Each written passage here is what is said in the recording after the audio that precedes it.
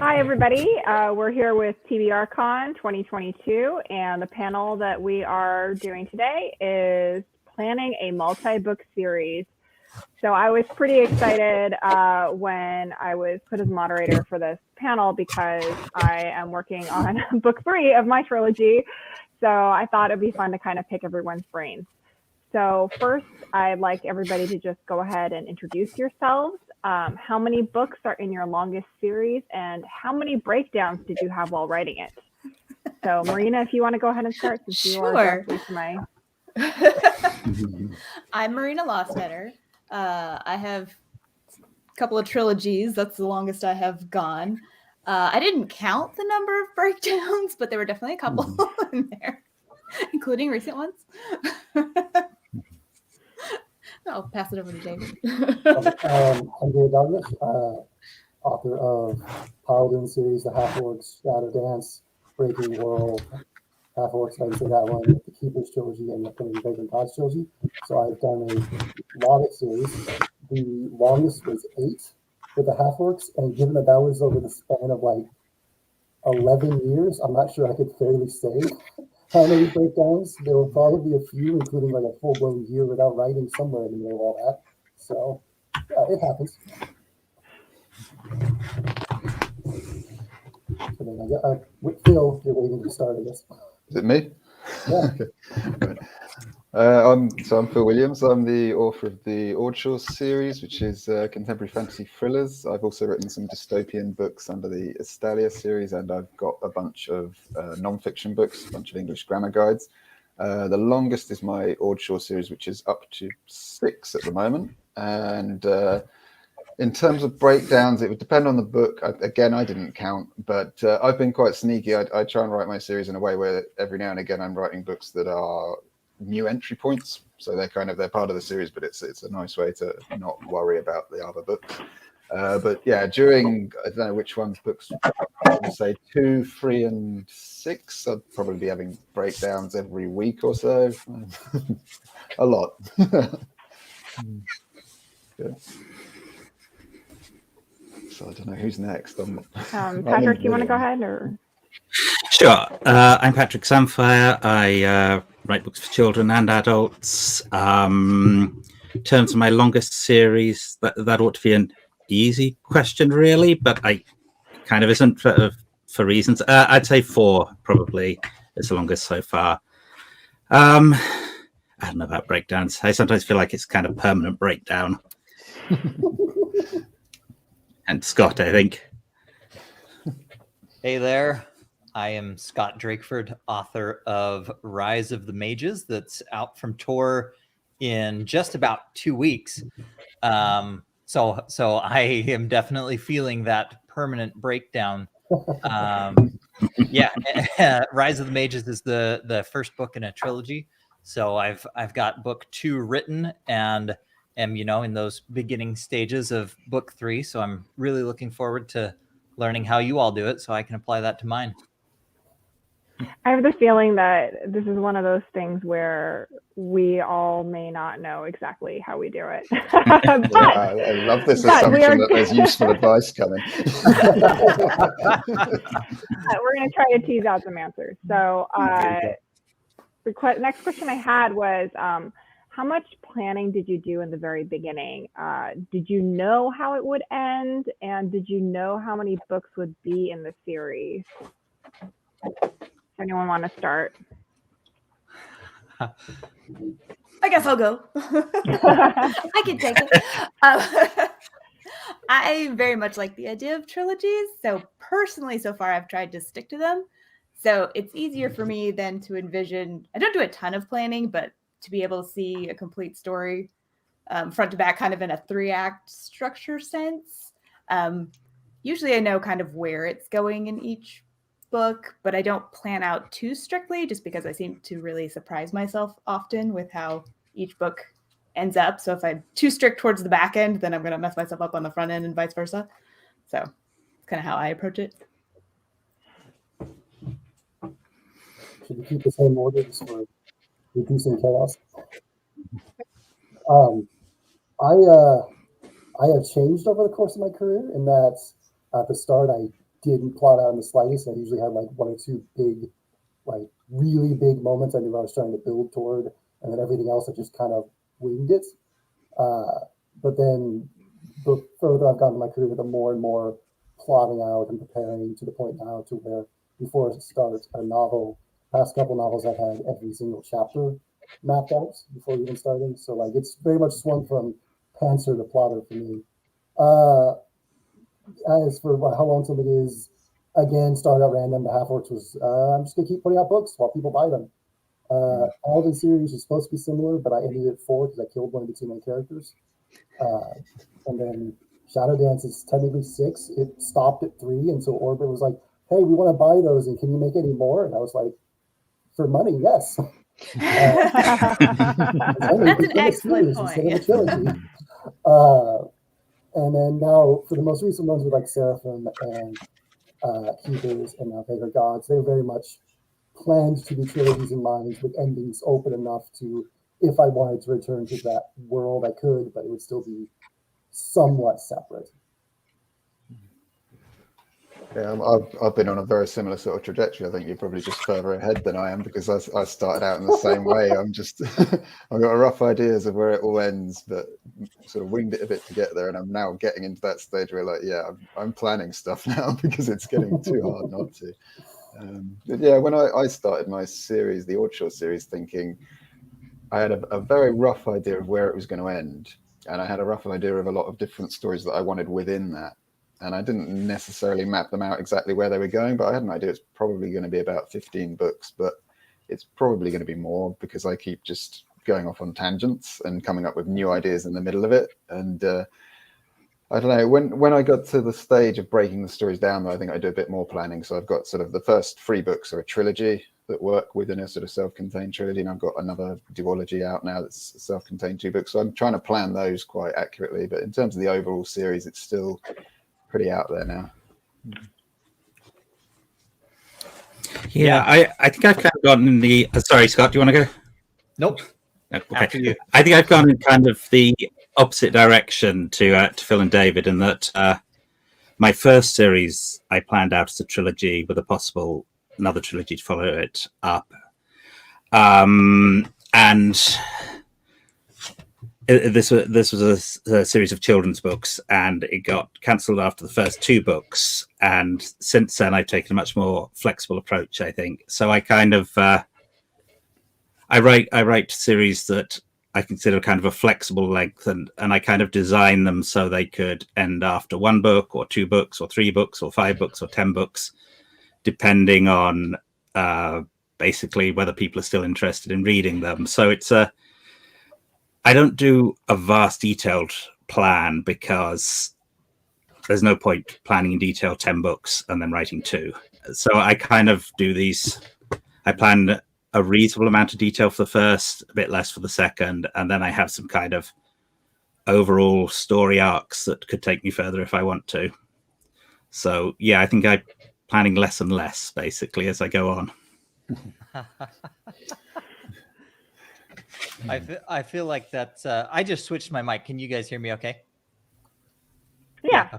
Yeah. So I feel like I'm right in the middle of all of you.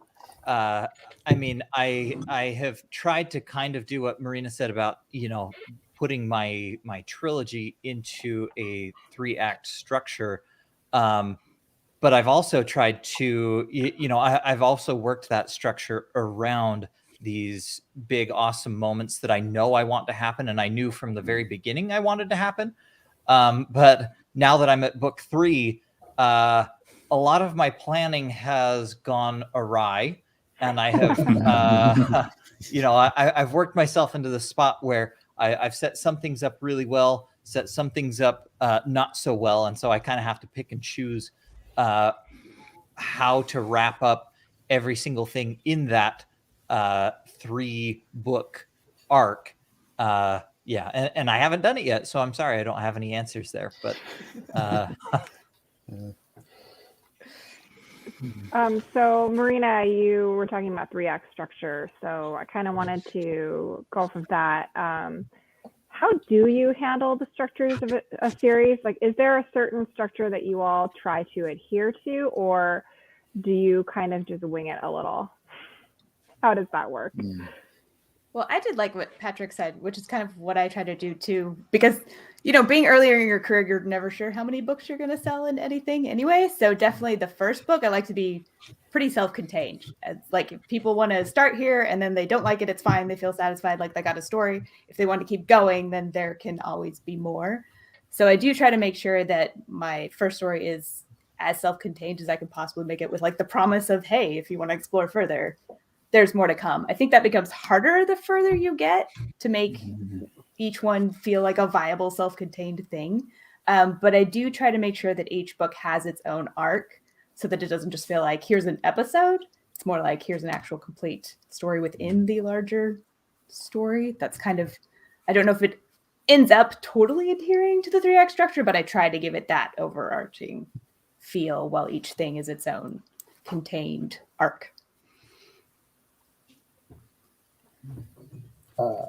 Hopefully y'all can hear me better now. I'm trying to tweak the microphone settings. I've usually been pretty solid in that almost every book I've written is going to have more following it, either because I was self-publishing and no one was going to stop me, or selling trilogies or whatever. So I don't have a specific. You guys want to switch over to someone else, see if I can fix my mic? Because it's very muffled. Hold on, sorry. I'll go in the meantime if you like.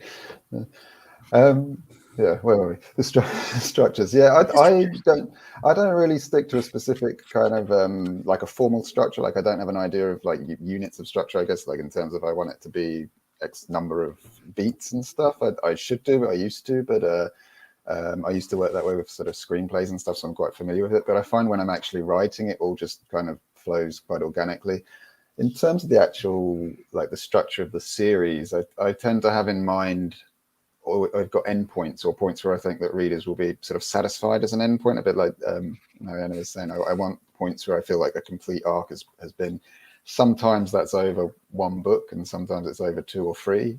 So the latest one, the duology I wrote, was supposed to be 3 books at one point, and I kind of, when I was writing it, I felt like this doesn't feel like it's going to stretch to 3 books, and I really wanted to get it complete in 2.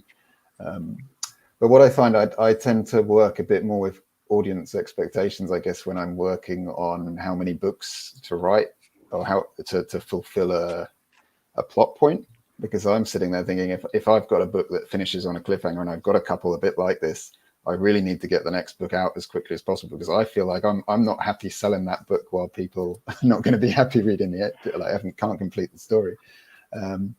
So I'm more driven by that feeling than the idea of completing sort of a structure. It's kind of finding points in the story where I feel readers will be satisfied. Yeah. Oh, do readers not like waiting for books when you leave off on a cliffhanger? I think they like waiting for books in general. We take years to write something and then they go through it in like 2 hours. No. It's great, but it's painful at the same time.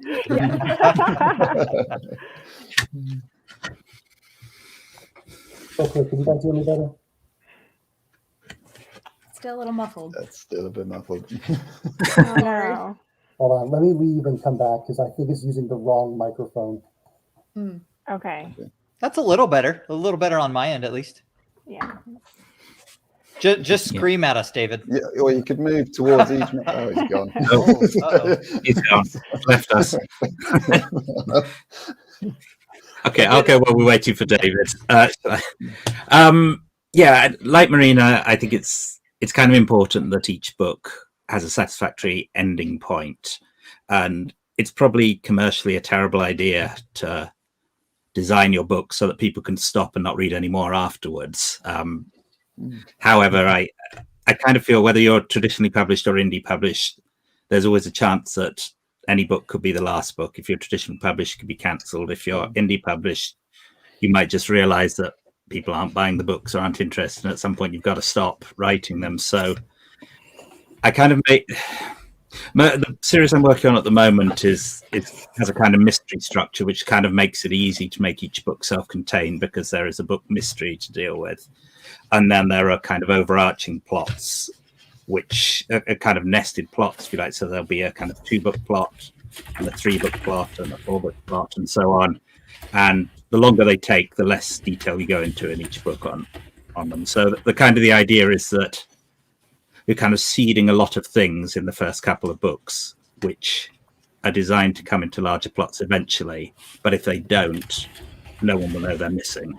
So you're not leaving a big cliffhanger, but you've fed these ideas and these storylines and these character arcs as possibilities, and hopefully you get to actually write them. But if you don't, then hopefully people don't miss them. Seems like a really hard balance to strike. David, did you want to give this a go again? I'm scared to talk. Can anyone even hear me? Oh, you no. That's great. To explain, I hooked up the webcam today, and that webcam, which is way over here, has a tiny, tiny little microphone on it that's terrible. And it was using that instead of the giant microphone that is standing in front of me. And everyone was like, why can't he hear you? I'm like, it's right here. It's a nice microphone. So I'm completely flustered and I've lost everything. Are we still talking about the arcs, or we're talking about how you handle the structure of a series? I don't tend to try to follow a very strict 3-act structure or anything like that. What I generally end up doing is trying to make sure there's at least one really big major moment about halfway through the novel to make it feel like something has significantly changed for the remainder. And then there's, generally the big epic climax near the end, which have started growing to becoming 7 or 8 gigantic multi-stage battles and whatnot in my most recent books. So generally I just try to build up to that first initial, mid-book climax, deal with the fallout, and then get everyone to kind of reset themselves and have everyone know where exactly everyone is and how that final conflict feels inevitable from beyond that. And then I throw everyone at each other and blow everything up and kill a few people and then end the novel. So Yeah, you make it sound like so simple. Go. Of course. I like that a lot. I mean, and I think I'm a little bit the same way, right? Like, I want to say the whole 3-act structure analogy with a trilogy is really just because I'm contracted for a trilogy, so I have to fit it in, and it kind of it just happens to hit a lot of the same notes as a 3-act book would, right? But I think there's a little bit of danger with that too, right? Because where the middle section of any given book is pretty infamous for lagging a bit. I at least found with my second book, I had plenty of plot points. I had plenty of things I wanted to happen, but the hard thing for me, at least, is in that middle book is doing what David you were talking about, is really finding a pivotal change that readers can grab onto, whether that's a midpoint or even the climax. Because I just don't want it to keep feeling like the same thing over and over, and the same type of growth arcs for the characters and the same type of plot points. So I think that's probably what's thrown me for a loop the most, is differentiating while at the same time having to follow that structure, if that makes any sense at all. Yeah. It makes sense. So Scott, you actually kind of moved on to my next question. I'm so sorry. no, it's great. I'm glad that it's flowing this way. It's about middle books. Before we moved on to that real quick, though, I did want to mention I had seen a diagram of what the plot arc for a trilogy looks like that I found pretty helpful. Very simple, but it had book 1, book 2, book 3, and then it had an overarching arc for the whole trilogy, and then a mini arc between book 1 and 2, and then book 2 and 3, and then each one also has their own arc. I was like, okay, that's simple, but also extremely complicated. Yeah. It's how you get it. Not, but yeah. Can you go ahead and email that out? Yeah. I mean, it's just like a bunch of little rainbows, basically. But okay, It makes so sense to my me, yeah. yeah, it does. It kind of clicks, but then like you're also like, well, how do I Yeah. put that into practice? Yeah. So my question was about the dreaded middle books. What are your tips for making sure they are complete books on their own while still linking beginnings and ends? That's yeah. Yeah, having recently gone through book 2 thing, me and Andrea, Yeah. we're together, mortified at our what we were doing. They are hard. For me, I've found that one thing that helps is actually introducing new characters that can grow brand new. Versus, so you have the same characters you had from book 1 in some sense often, and then adding in new people that can go through a brand new arc, so you don't feel like you're either having to really push your original characters too quickly through new arcs, and also like book 2 is where you get to start expanding the world, right? You have a more like narrow vision at the beginning, and then each book you can kind of widen that. That helps do that so that you can get that second book's arc feeling like an actual arc. At least to me, that helps. I talk a lot about how I can feel the shape of a story, and if a story doesn't feel like the right shape, this is why like talking about the arcs makes sense to me, because like stories have shapes in my head and I don't know how to explain it other than like it feels right sometimes or it doesn't. I think that's a really interesting point, actually, because I realized that's what I did with my second book, and wasn't the point I was going to make. My second book totally introduces a second main POV, and it's a completely different arc, and it's a really comfortable way to get in something different. It brought to mind the way a good example, I think, of that's Philip Pullman does that with A Subtle Knife. I think that's a really good one. He completely introduces a different slant to the story. But yeah, I think that's a good way to start or open your arc for a book 2. But when I was writing my book 2, what I really had in mind was I wanted a big kind of twist that reaches a kind of conclusion at the end of that book. So I was in that mindset that we were discussing from the question before, where I'm thinking if we get to the end of book 2, I want it to be a satisfying kind of completion to the story. There's definitely more to come, but it's at a point where a reader feels they've found that point where the story now makes sense. The story is something complete. And it came about quite organically for my book 2, because I'm not sure what I was planning originally. I think that might have only ended up being 2 books, but it was a very small detail. Well, it turned out to be a major detail, but it was a point that came out of my first book that my editor said, this is like, it was just thrown in conversation. This twist was revealed, and my editor was like, this is too big a twist to just throw in the middle of a conversation. And I was like, oh, and then from there I realized actually I can stretch that out to a really big twist at the end of the second book if I put a bit more weight behind it, and it came about that way. But the driving force there for me was book 2 to just be, this is going somewhere where at the end everything's going to change. This is going to be a big ending, basically.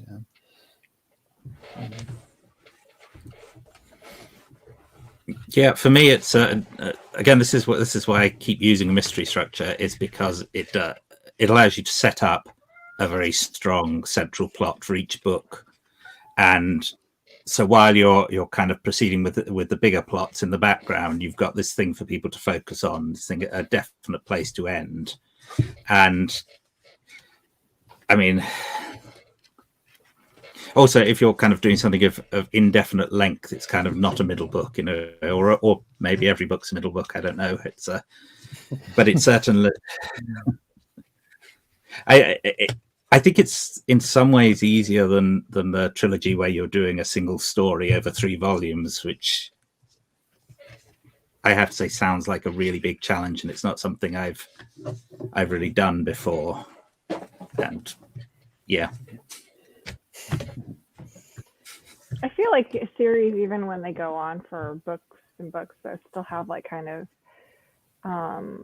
that overarching plot in a lot of ways, where you kind of just pick up clues as to what that might be like during the course of the series. I don't know. That to me seems like it would be more difficult, but I think none of these things are easy. So I think that kind of when you're doing a long series, having points every 2 or 3 books where things change in a major way is kind of important to keep things interesting. Otherwise, I do think you'll hit that kind of treading water thing, which can sometimes happen in the middle of a single book or in book 2 of a trilogy. So you're kind of looking to change things up and shake the world up a bit and shake the characters up a bit every few books at least.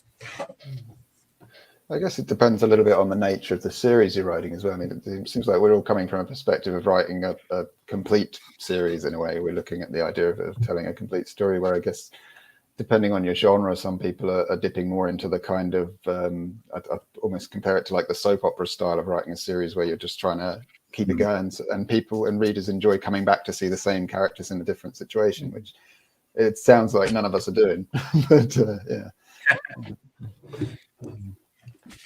No, and you also have the as well as that, you have the kind of the stories like a Miss Marple story or a Jack Reacher story, or things that a lot of urban fantasy does, where you can skip books or you can read the books out of order, and it doesn't really matter because they are very, very, although they're part of a series, they're very self-contained with not much overall development of plot or character or anything like that.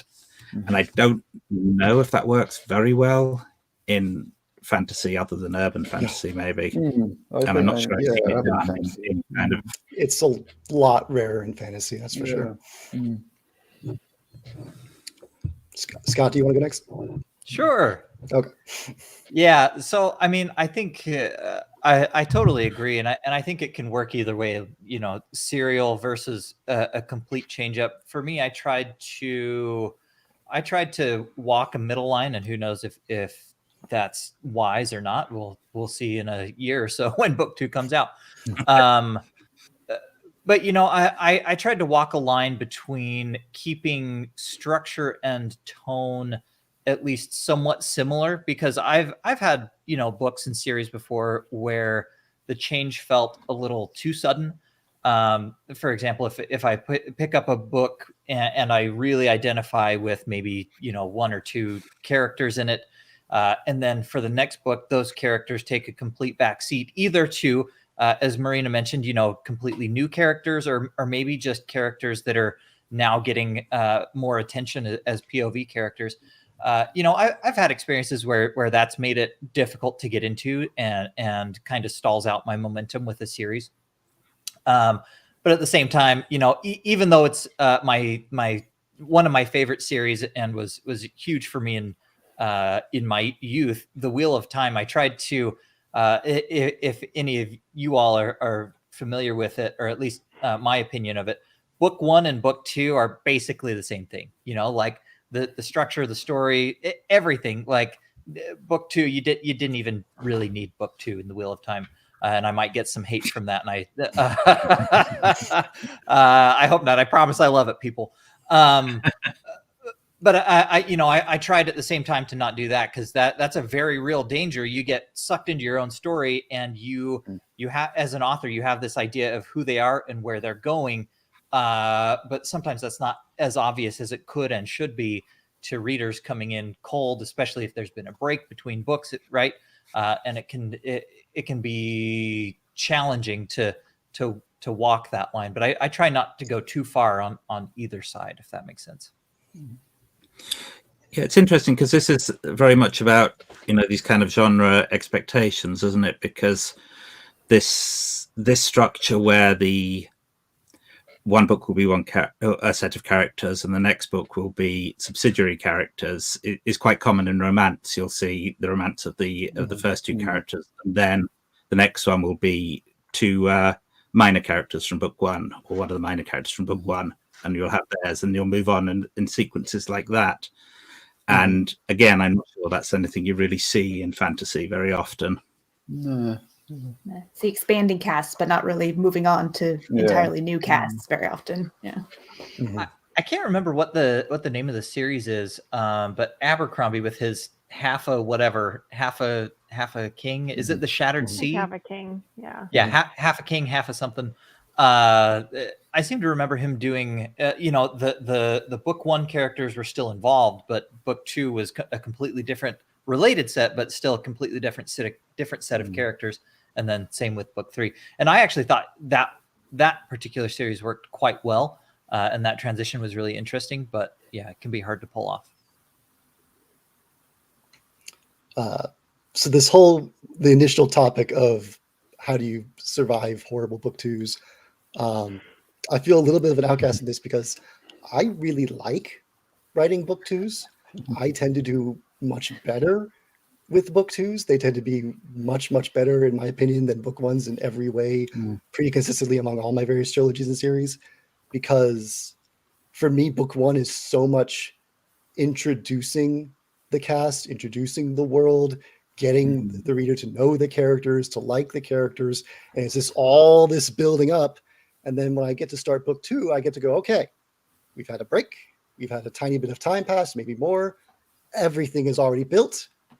Now I get to start destroying everything. Now I get to break a character, or now I get to test a character, or now I get to take these established scenarios and start flinging them against each other. Okay, you know who character A is and character B is, but they haven't even talked in the book 1. But now I get to put them in the same room and see how their characters evolve. So I have a ton of fun with that, with book 2s, to the point where I have been, over the past couple, like 3 different trilogies, I've tried more and more to get to that level in the first book. So I feel like I can, introduce the characters even faster, get you to know them faster, and try to reach that point even faster than I normally do, because otherwise I end up with a much slower, bloated book 1, and then book 2 ends up being like slightly leaner, and that's when like suddenly all the action is much more happening. And then I don't know if we'll talk about book 3, but then book 3 I just blow everything up in the final third and don't even worry about it. Okay, so the next question I had was, are there any tools or tricks that you've found helpful in planning? So I mentioned that, that trilogy arc thing that I found somewhat helpful. I don't know how much, but is there anything that you guys found helped you in planning out your series? No. I see Scott shaking his Blank head. stare. Oh, no.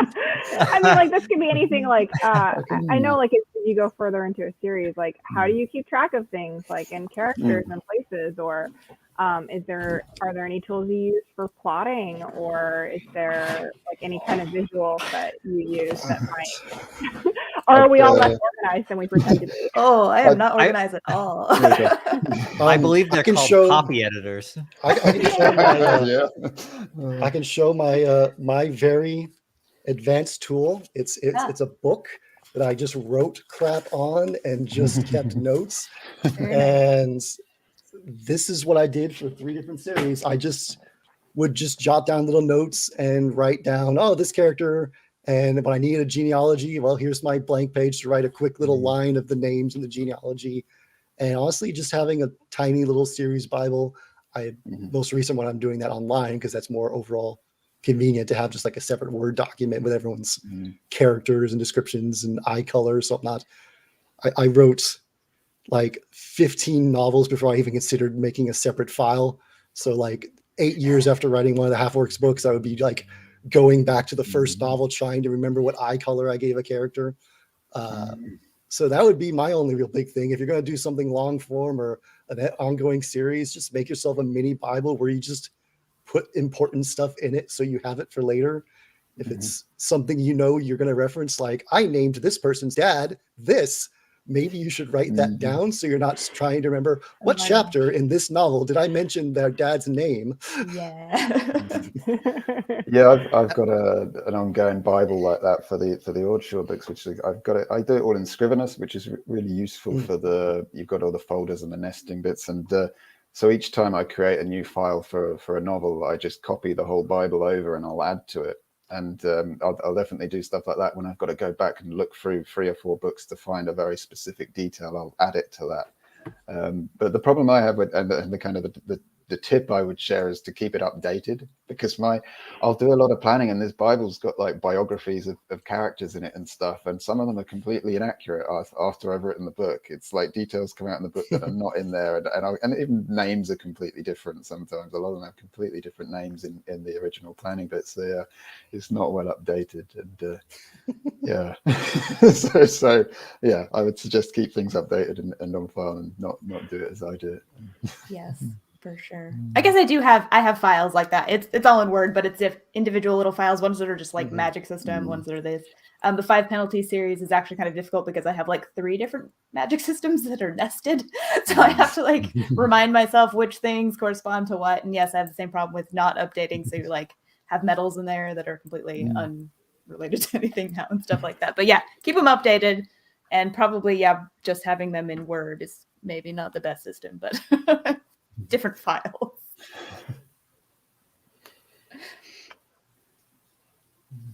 Any other? No. God. I mean, like I'll go through, right, and like I've done this. I have at least 10 of these files, like you talked about. Like I have Word files, I have Scrivener, notes sections. I have all this stuff, but I never keep it updated. And I wish there were a magic answer, but it's really just doing the work and being better about keeping those details straight. But as far as planning out the series, I believe that was part of the question, right? I'm horrible at listening, but I think that was part of the question. My biggest struggle there has been similar. I'll take all this time to build out these detailed outlines, right? And I know some people don't love outlines. I'm mostly outlining for my own sake in terms of plot structure, make sure I have all the character points I want to get to, that kind of thing. But man, I totally ignore it when I'm writing, right? I'll go through, I'll write an awesome scene, and only when I look up and take a breath, I'm like, oh shit, like that's not where I was going at all. And then I have to have like this internal debate of like, okay, well, do I go with what I had planned, or do I go with what I wrote? And my best answer there is to get, call them what you want, but an alpha reader or whatever, who you're pretty sure will tell you the truth, right? And for me, that's my wife and my brothers, and the history with family is such, and they like reading, and thankfully they're willing to read my books. But the history with family is such that I know for a fact they will tell me if something sucks. I can say, hey, do you think I should have gone with this or that? And even if it's not what has been written, they have no regard for my personal well-being or my feelings. And that is exactly what I need to keep my story on the straight. Well, I've found recently over the past few years, that I've been doing that, where I will plan something out massively and put like chapter by chapter, this is where I want the story to go, and I'll get into the story and it'll go in a completely different direction. And I'm like, well, that's how it works. Sometimes you organically change it, and I'll come back and think something's not quite working in the book, and it'll take me ages and ages to edit these books back and fiddle them all around. And it's strangely, at the end of it, I come out with something that is almost exactly what I planned originally. And I'm like, I'm trying now to just stick to my plans and see if that actually makes things easier, because I think it's kind of strange how going off on tangents, sometimes the plan was actually a good idea. But, there's I just wanted to add, there's a couple of things that I have used. I describe myself as aspirationally organized, so I think they would help more if I was a little bit more organized, but I'm not. So to keep track of world details, I've been using SlimWiki, which is like an online thing where you can just kind of build your own wiki, which I find really helpful because it's searchable. Because what I was doing before was that thing where I'm like, what were the words I used around the thing that I'm trying to find, and doing a word search through my document, which is so that is not a great way to spend your time. Another tool that I started using recently that I've really liked is Plotter. That's a program. It's no E, it's just Plottr, but you can kind of do this like map, like a color coded map basically of your plot. And it's helped me keep track of like which POVs are which chapters, and like see like, oh, where it helps me visually kind of see like where maybe I'm dropping a POV for too long or things like that. And then also like keeping track of subplots. So it should well, the ones that I make, they should have the shape where it's like, okay, so you start out here and then it goes like, it closes back up again. So I've found that to be pretty helpful visually, just to kind of take a look at that structure. Does anyone have anything else to add, or we can move on to Scrivener? Actually, what you used, Scrivener allows you to view each chapter as if it was like a little note card, and they'll just be in order. Yeah. And you can also like put a color on them to signify a point of view. So I can actually look just at the entire story, and you can write descriptions of, and this is what I'll do. I'll have on that outer note card a description of what is going to go on or what happens in that chapter. So I can just at a glance have all my chapters in a row with colors showing the point of views. And I can literally just be like, when was the last Mari chapter? And I can be like, well, she's blue, and like, oh, well, there's one blue, and then I can scroll and be like, wow, it's 12 chapters before I come back to her. Maybe this is taking too long. And also because I can describe what happens in them, I'll just have like, here's the point of view, here's the 2-sentence description of what happens in there, and I can literally just go through my entire novel tracking everything that happened in it and start getting an idea of just how things are actually going, or make easy comparisons of, okay, here's this storyline I'm working on that involves these specific characters. How often do I actually touch on how? And I can just go through. So I actually switched to Scrivener 2 books ago for exactly that note card reason, because I was doing that using other methods, other software, and this was like a way better version of it. And I don't think I could go back to anything else at this point.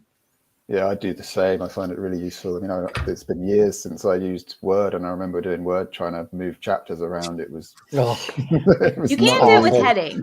As somebody who basically just used Word, you can use the headings and you can move the things. There's a way to torturing yourself, Marina. People claim that. There's claims of that, but I don't trust it. No. Okay, so I want to move on to pacing. So multi-season television shows can sometimes drag, as I'm sure we're all aware, or it feels like the writers are running out of ideas. How do you keep the pacing tight over a series of books?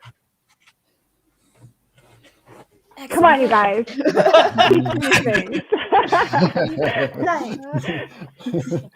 Well, one thing, that's probably why I use so many different point of views. Why I tend to use a lot of point of views in big epic stuff is because then it's just like, whatever I'm showing with the character, it only has to be whatever is necessary at the moment. I don't have to go through all this time that they're not really doing anything in the plot, because I have multiple POVs, so I can switch to somebody else whenever it feels like, all right, their big event is done, on to the next person's big event that, matters within this plot.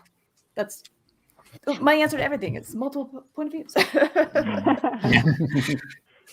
I only use a single point of view, which for my books I'm writing at the moment, and I do a similar thing in that I tend to have several major plot threads going through that this character is evolving, and it's very much a thing of switching between them and being quite careful that one thing is over and then the other plot thread will come in to cause chaos and confusion, and we'll just about get through that, and the next one will do the same thing, and so you've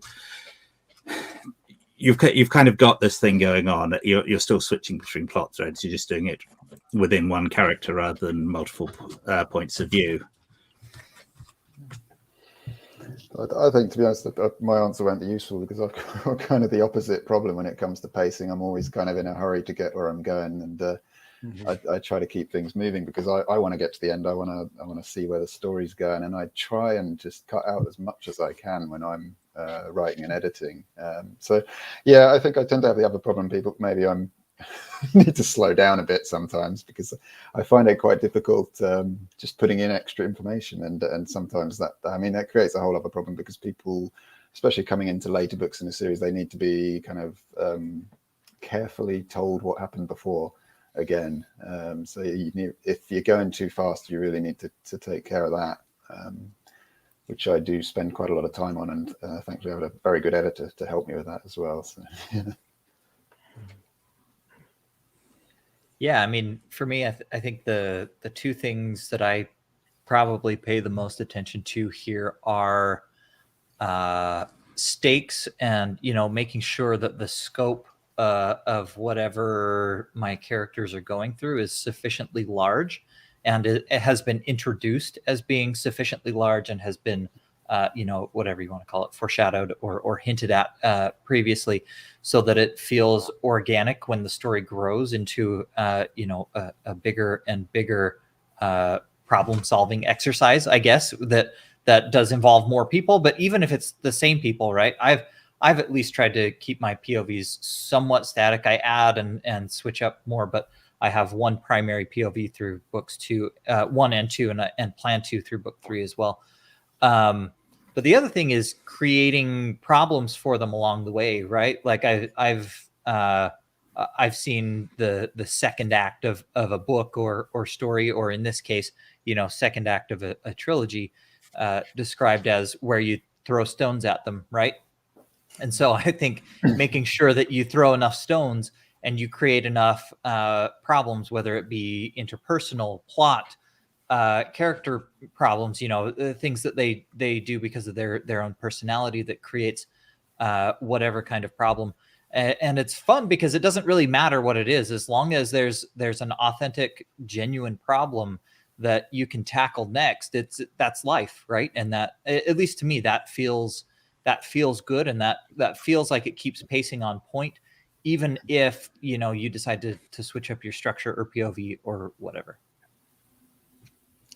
I had a similar problem as Phil, in that, like, a lot of my earlier novels, I was just blisteringly paced to the point to where I started working with my first editor at Orbit, Devi. She would ask me these questions like, all right, well, what's going on here? Or what is this? Or why is this character doing that? And I would just always like, oh, well, they're doing it because of this reason or that reason. I'd always have these answers. And she'd be like, okay, I know, put it on the page. So, because I would be so in a hurry, I would be like, I can't slow down to describe this. I can't make sure that. So as I've started to be less paranoid, because I was always thought that, like, oh, my world building is terrible. I can't spend even a second on world building. I got to just get to the next fight. No one pay attention to my world. As I've gotten slower and more confident as I get older, overall at this point, my feeling on making sure the pacing is tight is just, does it always feel like I'm building towards something, either the mid-book's climax or the ending? Does each chapter feel like it accomplished something? It's moving you towards something. Am I wasting your time or not? As long as I can be like, no, I'm not wasting your time. You got to see this, you got to see that, but you can't just like, hey, I'm going to need you to know fact A, B, and C for the finale. So here's the chapter where I throw those 3 random facts in and nothing actually happens. So, like, as long as it feels like, again, it's building towards something, a character realizes something or encounters someone or has a mental crisis, and then of course there's the easier ones where people fight or someone nearly dies. And those are like, I used to crutch those almost of like, oh, people feel like something exciting is happening if the main character nearly gets killed off. And even if that doesn't actually advance anything, and if you just do 20 chapters of that, eventually even people will get bored of like, this isn't really going anywhere. It's just main character fighting enemies over and over again. Like, this is just a D&D campaign, and here's the next round of combat. Yeah, keeping tension is really important. Honestly, just having confidence in that, if your voice is strong enough and you are confident enough, you can generally, a reader will know and they'll feel it, and they will trust you to bring them somewhere interesting, as long as you don't betray that trust. And I try to have that confidence now at this point. If I've got a good story, I think you're going to like that story. Would you like to come along while I tell you that story, how I feel would be best to tell that story? And as long as the characters they're getting to hang out with are interesting and saying interesting things or doing interesting things, I think people will trust me to get them to those big moments with those payoffs they want. I think that's a really good answer. And it brought to mind to me just that idea of slowing down and knowing to give the right sort of information, different sorts of information, without always going for something, let's say, action. One of the writers it brought to mind to me is Robin Hobb, I think, does it fantastically. And she's one that when I was reading her, because I've only been reading Robin Hobb over the past few years, quite new to me. And when I started reading her, I realized she does really well exposition and stuff, and really captivating scenes that aren't necessarily action-packed or dramatic in a traditional sense. I think she's a really good example of someone who writes a very long book that is really compelling in that way. There's a lot of inner turmoil in those books. Yeah. Very torturous.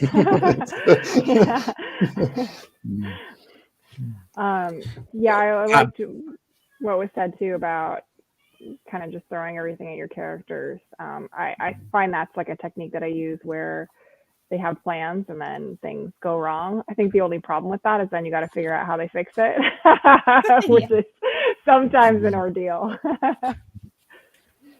So did anyone have anything to add, or shall we move on to the next question? One thing I'd say is that I'm not a big plotter over the book, but one thing I do is at the beginning of every scene, I kind of do a kind of structure for the scene, and I always make sure that before I start writing a scene, I've written down the aim of the character in that scene, what the conflict is, what's changing between the beginning and the end of the scene, whether it's a character development or a plot development, or hopefully both.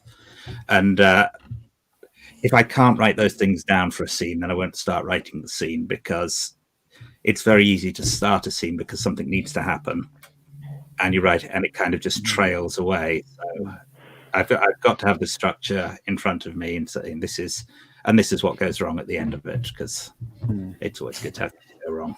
Mm-hmm. Doing that up front sounds nice. Yeah, it's another thing I do a lot more of now. Yeah, I feel like that's one of the things that I know but don't always put into practice. So character arcs. So this is one I was curious about, because I remember I was thinking about this a lot when I was writing my second book. Do you try to make sure characters grow in each book or have an arc over the series, or both? So do you have them having an arc in each book, or only over the series, or for both of those things? I think in a long series, go on. Oh, go ahead. Marina. No. I was going to say, I think in a long series, if you have them developing too much, it starts to get a bit odd, a bit weird, because if you try and make the first book the biggest change that's ever happened in their life, and then you go to book 2 and you try and make that the biggest change that's ever happened in their life, and so on, it stops being convincing. And so I think the longer the series is, that the development, they are going through some development as a character, but they're not necessarily going through a massive arc. I think the arc has to come over the series. I don't know, maybe other people can do it with big arcs per book, but I think you've set up a character, you've set up what their issues are, and if their issues are solved at the end of book 1, then you really don't have a book 2, or not with a book 2 with that character anyway.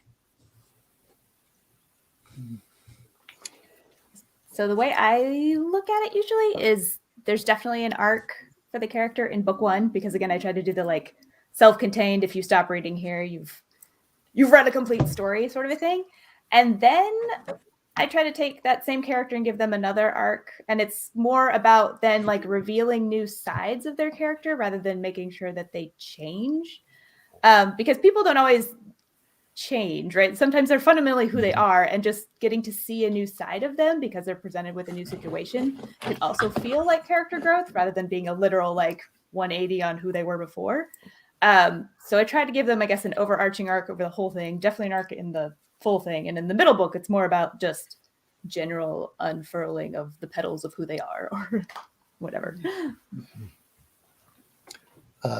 For me, I don't view them as like specific arcs, but more of the purpose of each book serves to a character, especially in terms of a trilogy. So for me, the first book is me establishing who that character is, so the reader can even know them.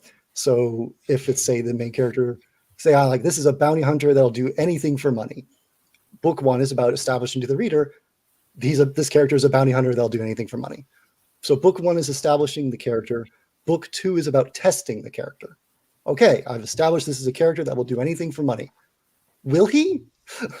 And then you start seeing maybe something will make him. He'll finally say no. This is too much, or maybe he'll do something that's actually terrible, especially if he's a villain character. Like, yes, I will indeed do anything for money, even that. And usually that's when a character will start to have the most change, because if a hero could have a test of character and fail, or they might succeed, they might fail. It depends on what I want to do. It depends on what fields the themes. And then for me, book 3 is about confirming who the character is. Okay, I have established who the character is in book 1. I've tested who that character is. And book 3 is about ending it, confirming who that character actually is. Maybe they changed from book 1. Maybe the point is that they didn't change from book 1. They stuck to some principle despite the test that happened to them. And by confirming it, that's how you often avoid issues where people be like, oh, a character in the third novel just seemed completely different from the first two, and they suddenly started making dumb decisions so the plot would go forward and things like that. Like, if I just focus on, by the end of this novel, you will know exactly who each of these characters are and what they're about, and feel like they're real people, and that you could probably predict what they'll do next, unless the point is that they're unpredictable. And then just kind of track it along that. Which again is why I have issues with the first book being, oh, it's all this establishment. I'm like, yes, but I need that. Testing a person doesn't work unless you understand where they stand in the first place. Yeah, I like that a lot. I think challenging who you've set your characters up as is a really good way to introduce complexity too.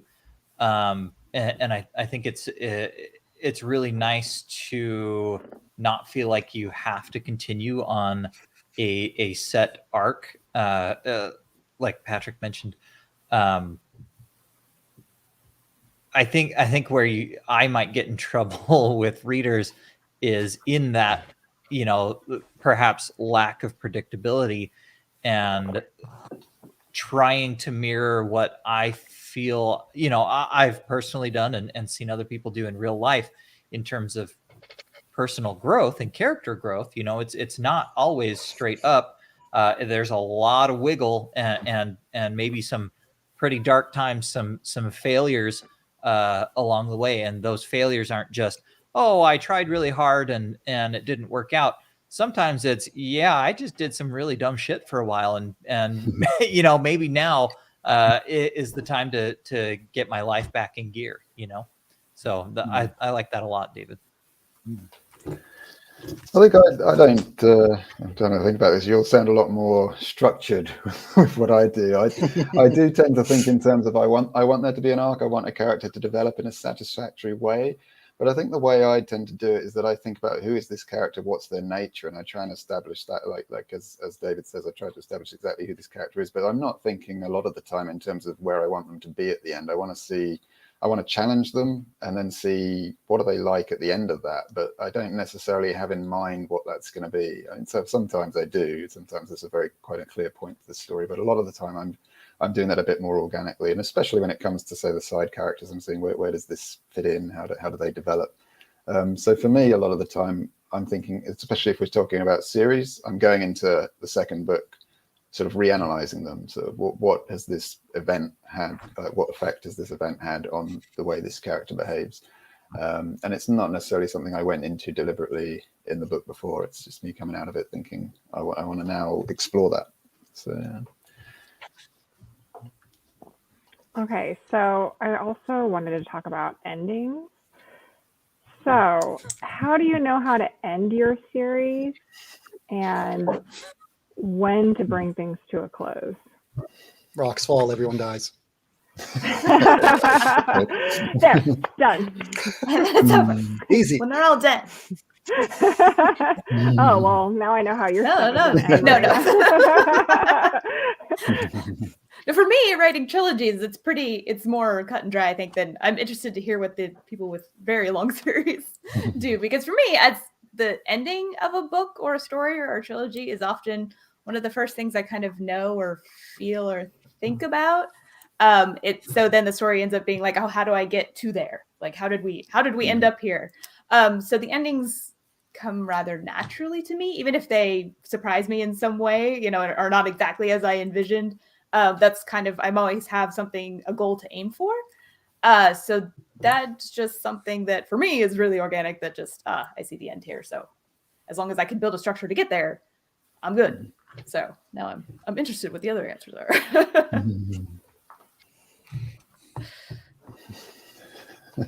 Okay, I'll go. I'd say my answer is I do very much the same, to be honest. I'm looking towards, I've always got in mind, there's somewhere that I want this story to go. There's a big finale that I've tend to got in mind. And if I don't have that finale in mind when I start a book, I tend to find it quite hard to write that book. Like I find a lot of the time, if I'm writing a book and I struggle to get the flow of it going, a lot of the time it's because I don't know where it's going in the end. I find if I've got an ending in mind, a book will just race towards it. And I think about that the same way for the series. So as I've said, when I'm doing these sort of subsets within the series, I've got a trilogy, a duology. It's because I'm trying to get to the end of that story that I'm writing towards it. So I've had pretty distinct endings in mind for my trilogy and my duology, and for the overall series as a whole. I've got a big ending in mind at one point. To be honest, as far as ending a big series goes, I'm not sure if I'll know when I get there if that. I mean, I'm not sure if I know now if that's the ending I want, because I might get to that point and realize there's more books to write afterwards. Depends on if people are reading them, I suppose. I think that's probably the easiest answer, actually. You know when it's the end, when people have had enough. Yep. I think with me, because I'm writing this kind of series of flexible length, I've got lots of endings, if you see what I mean. Each because I've got this series of arcs which stretch different lengths. As I've probably got half a dozen big endings in mind, which will come in different books depending on how long the series stretches for. So I'm not sure that I have a single ending, which is where the series must end. I can see quite a few different points where it could end. And there are more arcs I could probably pull out from the first book if it needed to keep going beyond. So I would love to have a big end in mind, or a singular big end, but I don't. So it may never finish. Who knows?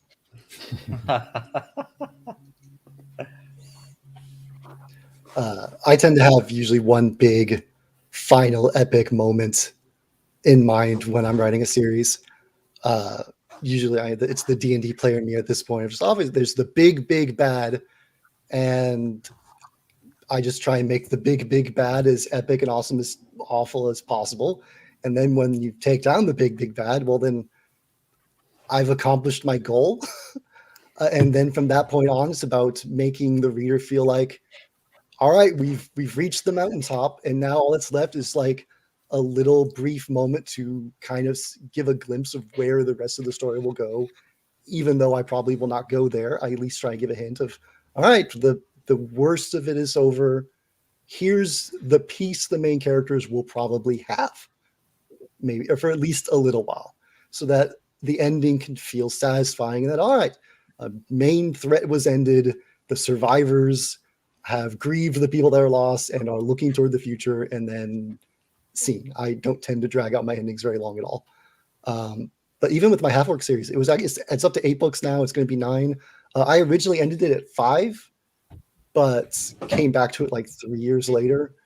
And I still did kind of the same thing, just with I gave a hint of where it could go, and then 3 years later came back and went there and skipped ahead 5 years, and then started instead with the mystery of, hey, you don't know who the next big bad is. Who could it actually be? And then just kind of built that mystery for the next 3 books, and just tried to analyze what themes I built, all those books ago. How would it affect the characters? How would they have grown and moved on? And what does it even mean when suddenly these characters that had peace are suddenly fighting for their lives again? And even then, I still built towards one big epic moment that it wasn't even technically a battle, but a moment. And again, as long as it feels like this is the defining moment of the novel, I usually trust myself to like deliver it and then wind things down and then again give a glimpse of where things could be going. Okay, so this is my last question, and then we'll take audience questions and close it up. So this might take a little. Was there anything that surprised you about the process? Anything you learned and or would do differently the next time? I think you should answer, Andrea, first. I feel like anything that I say is also going to just be aspirational. I feel like I live constantly in this space where I'm just fooling myself into thinking the next time it'll be easier. Well, I don't have good news for you. Not telling me that. I gotta live in that space. I think for me, there were like a few pitfalls that I had along the way that I hope to avoid in the next trilogy that I write. I mean, I keep telling myself that, hey, I'm really good at writing first books now because I wrote so many before Bone Shard Daughter got picked up. So maybe I just need to practice writing second and third books, and that's like really just all that it is. I think that what I would do differently, I think the biggest problem I had was just with book 2, there were like repetitive plot elements I had to untangle with my friends. Marina knows that I couldn't figure out like, well, what's going on here and like why am I running into this problem and why does it feel boring to me. And then for book 3, I thought, oh well, I'm pretty good at writing endings, so book 3 will be fine.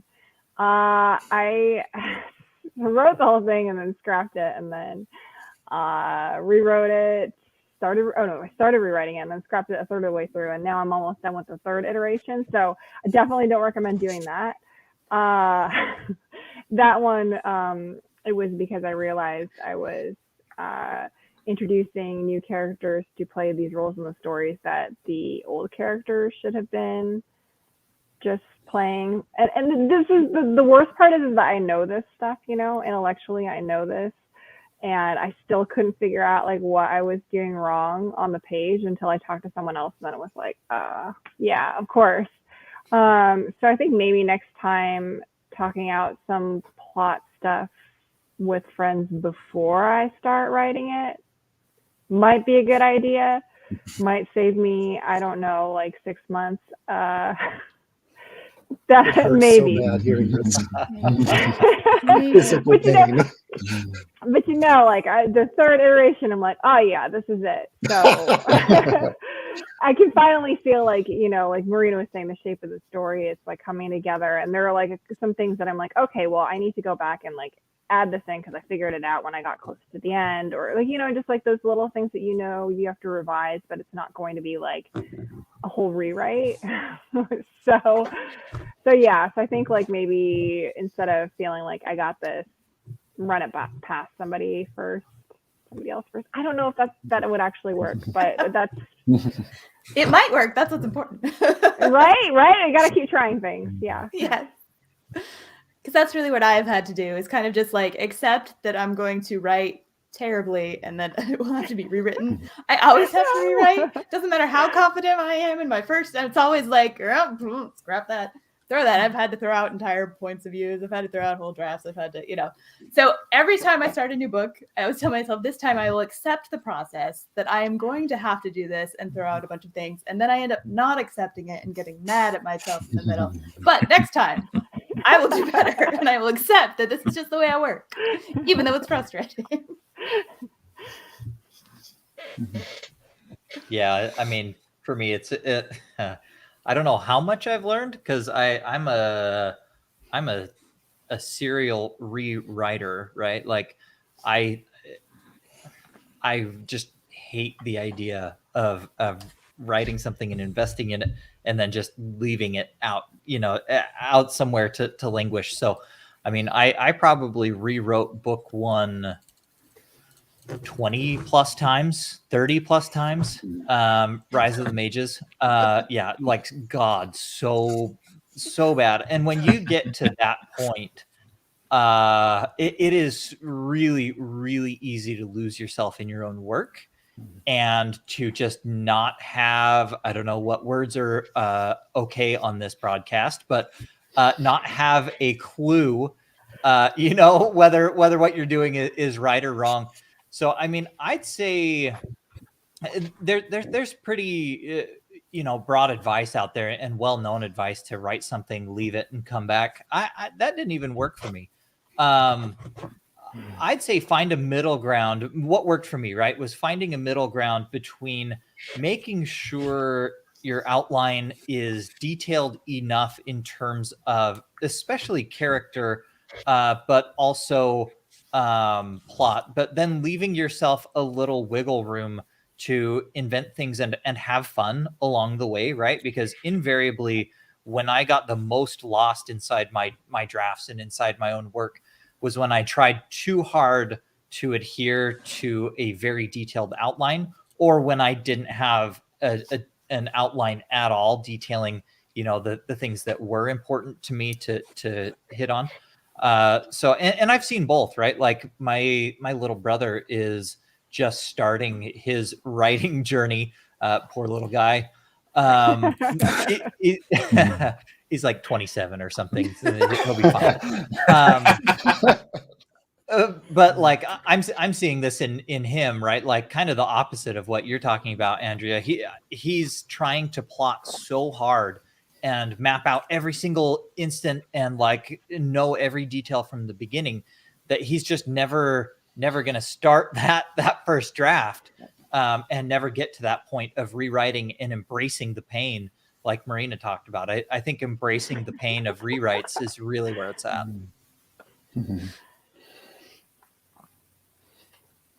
Yeah, I think just real quick, I think my problem with when I wrote Bone Shard Daughter, I wrote it in 3 months, and then I didn't need to do a lot of revision. So I feel like I'm just constantly trying to recapture that high. Like, oh God, like I'm just getting worse as I go on is what it feels like.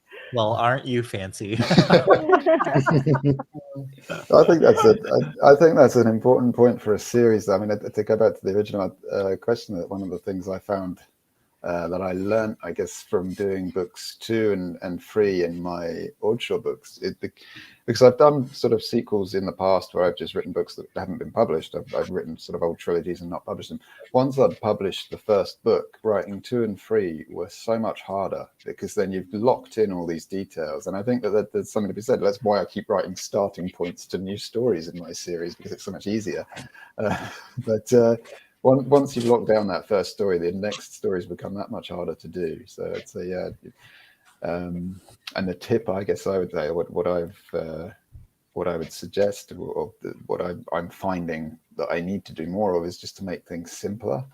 And I think it's kind of like the story of my life, really, story of my writing career. It's always, when you're always making things simpler, it's narrowing things down, it's making things clearer, it's really deciding what you want to do with each part of a story and where you're going with each part. And the simpler it is, the more coherent it will be when you write it anyway. So I think in my first books, I don't know, I think they come across okay, but I probably tried to do a bit too much all at once. And then it gives you that much more to keep track of later, which is a tricky thing.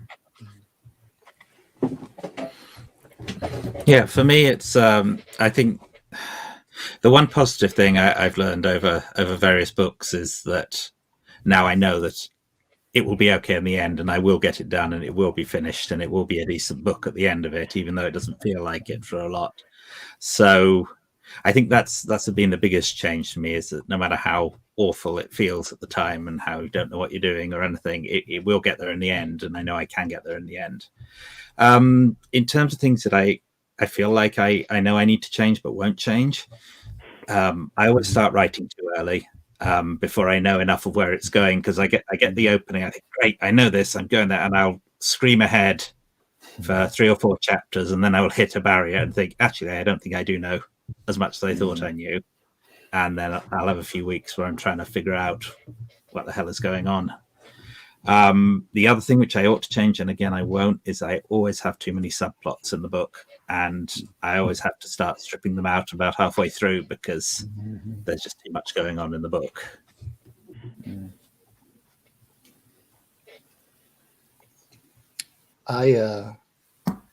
My process and what I've done has changed so much over the past like 10 years now at this point that it's from like no outlines to heavy outlines, from pantsing to plotting to word to scrivener. I didn't really want to change the process at the time of the book because it defined and helped shape what that book became. And I track my career almost in that same regard. So if I was to try to actually give myself advice to like an earlier self, it would be stop trying to, I'm going to use Andrea's example. I'm sorry. Don't try to chase a previous book's high. Just because for me, that a good example would be Dance of Cloaks. I wrote super fast and is insanely stupidly paced, and almost every chapter has 2 point of views in it, which horrifies my modern self. But it was also really successful and people really liked it. So there would be times like 5-6 years later, I'd be like, I don't write novels like that anymore. Like that's just not who I am, but I would still try to do it. And it doesn't work. Once you've grown and evolved as a writer, trying to go back and be like, oh, well, this is successful, so surely I can do that again. It often just doesn't work, or it just feels like you're almost playing pretend at a person you were before that you aren't anymore. And oftentimes the reason you think a book was really easy to write or successful isn't the actual reason it was easy to write or successful.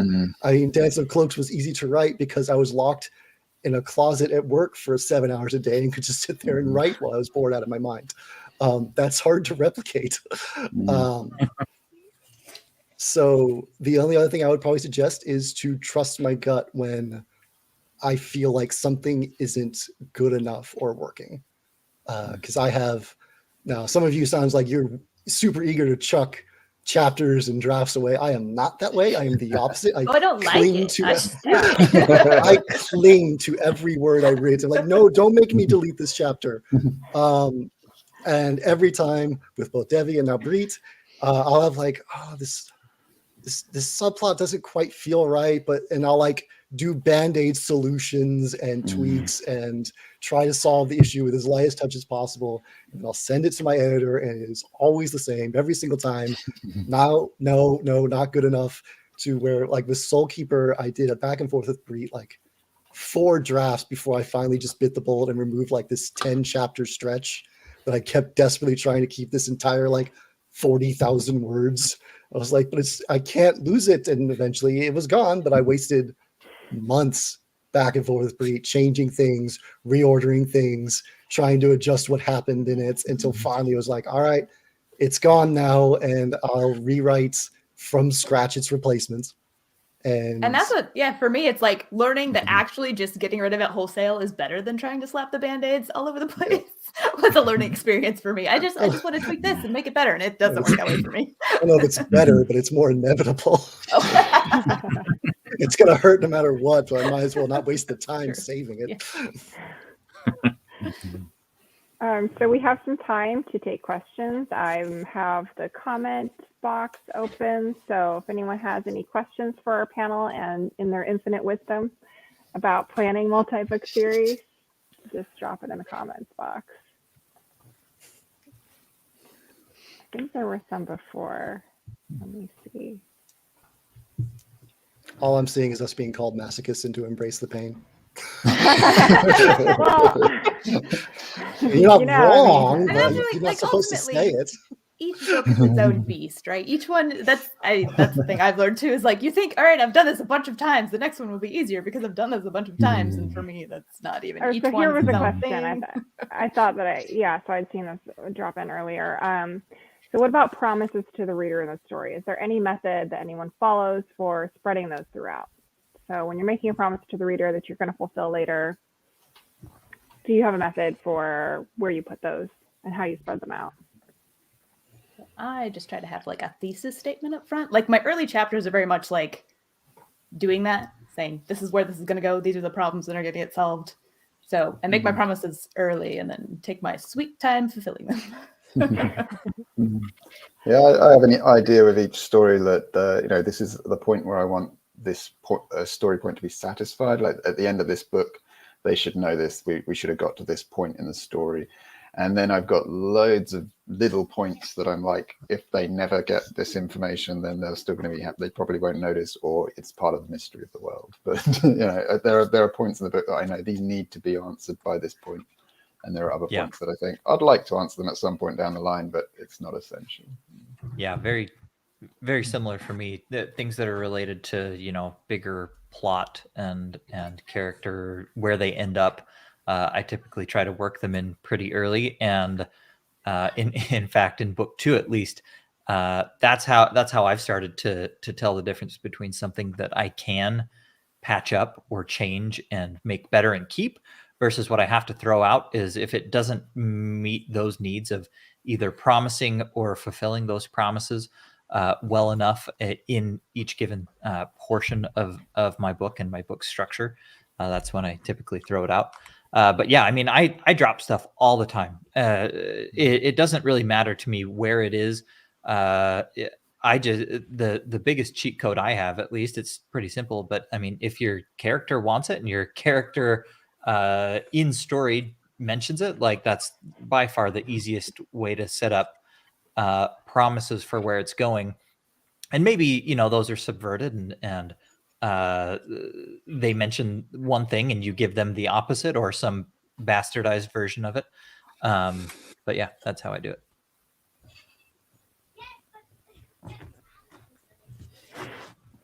Okay, we have another question, and then I think we'll close everything out. So, how do you feel about killing main characters?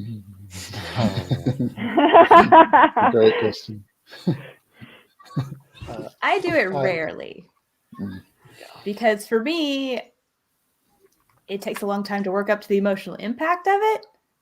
But that's just the way that I feel the story arc of a death. So to me, the more I try to write more deaths, the less impactful they become. But I know other people work the other way where they're just like obliterated and they're like, I want to tear everybody apart, and it just like destroys the reader. So I might be in the minority on that one. I don't really kill main characters. I mean, partially as I'm doing a single point of view, it would really end the series, I guess, if I killed the main character. But I also, I think it's Jim Butcher did that, didn't he? Yeah. No, because I feel also one of the promises I've made in the series anyway is it's not the kind of book where the main characters are going to die. They're going to go through hell, but they're probably not going to die. I don't know. Maybe in a different series, but I've never done it, so probably not. I don't know. Okay, so go ahead. Okay, so when I first started writing with the Half-Orc series, I had literally made a goal to myself that I would kill one main character every book, and was ruthless about it, and to the point to where one of the main characters of a completely different series is just killed off in a random chapter in one of the other series because they shared worlds. And that is always a gigantic shock and gets me angry emails of like, I can't believe you killed so-and-so in this way. What the hell? And I'm just like, crazy me in 2013. I don't know what I tell you. So I have slowly changed my opinion on the matter a bit, because by the time you start getting to book 7 and 8 of a series where you've been killing main characters 1 or 2 every single book, you start running out of characters. And more importantly, you start running out of stories to tell, because every time you kill a main character, their story's done. And if you've spent a lot of time, you've developed a character, they could actually have so many stories you could tell, but you sacrificed all of those potential stories for one defining moment. So that defining moment better mean something. And that's where my mentality has changed of, I will still kill a main character, and still am, even in the most recent series, but I'm doing it with a very clear-cut reason in mind, with goals in mind. It's going to echo, it's going to affect everyone, it's going to play out multiple books even in terms of the weight that moment has beyond just shock value of, oh my gosh, David was crazy and killed another character. I hope you're sad and shocked. So that's my opinion on the matter. It better mean something at this point. Because if you're killing main characters for shock value at this point, I'm just rolling my eyes and being like, all right, good on you. That's the easiest way to shock someone. Yeah. No, I'd agree with that, definitely. I don't. As funny as I'm thinking about it, I don't really go in for killing many characters in general. I like to see how characters develop and how their relationships develop, and at least that sort of pops to my mind at first. But I'm thinking over some of my books and think, actually, it's probably not true. I probably killed off main characters without kind of realizing the impact of what I've done sometimes. So certainly I had one character that my editor had come in saying, oh no, you killed him, I liked him, and I thought, like, what? I didn't think anyone even really cared for that one anyway. But in general, yeah, I prefer to keep character stories going in a way, especially when they go through something particularly traumatic. I like to see the result of that rather than, you know, when you kill them, then you cut off that part of the story. So I don't know, but I think it's something that definitely has its place, though. And I think the less you do it, the more impact it will have, I guess, is my concern as well. Yeah, I think when I read main character deaths, I feel both like, why? No, why did you do that? No, they can't be actually dead. But at the same time, I'm like, oh, that's really interesting. Like, what's going to happen to everybody else now? So I kind of feel that way a little bit with my own stories where, like, yeah, I don't think that you want to do it too often. But if it fits the story and it forces the other characters in interesting directions, then I think that, yeah, go for it. Yeah, I mean, and personally, I'm a fan of like the bittersweet ending. So Yeah. I don't like things where everything kind of like ties up neatly at the end and everybody is like happy and wonderful. And because I feel like you put these characters through so much trauma that like nothing is ever going to be like okay again, and that's okay. So yeah, and I think dealing with death is something we all go through in life, right? And so I think it's a valid story point and a valid thing to introduce in a story. But yeah, if you kill like a main character mid-series, you better be really goddamn good and really confident about what comes next, because like there's already enough things that can pull people out of stories, you know. Things going on in their own lives, style, whatever. That's so dangerous. I don't. Playing with I have fire. gotten those emails. I have very much gotten those emails. Yeah. All right, so we got like a little over 2 minutes left. So if we can just go around and everybody say where we can find you on the web, and if there's like an entry point that you think people should read in your series, then let us know what that is. Okay. I'm Marina Lostetter. You can find me on Twitter at Marina Lostetter. Or my website is lostetter.com. I'm going to actually, my most recent book is a standalone called Activation Degradation, since we've been talking about series. But also The Helm of Midnight, the paperback, comes out in March, I believe. And that's obviously the first book in the 5 Penalties series. And then I also have a sci-fi series that I didn't bring the book up here for called Numenon, which actually I just realized lots of people die in because that takes place over 100,000 years. So all of the MCs mostly die just from natural causes. So that's me. I'll go next. And I'm Patrick Samphire. You can find me everywhere, basically, at Patrick Samphire. My website's patricksamphire.com and so on. My current series is starts with this one, which is called Shadow of a Dead God. And second one, so far it's two books and a short story, and there's a novella coming out later this year, and then another novel next year. That's it. I'll pass on. We're short of time. I'm Phil Williams. You can find me at phil-williams.co.uk, or I'm quite active on Twitter at fantasticphil. It's nice and modest.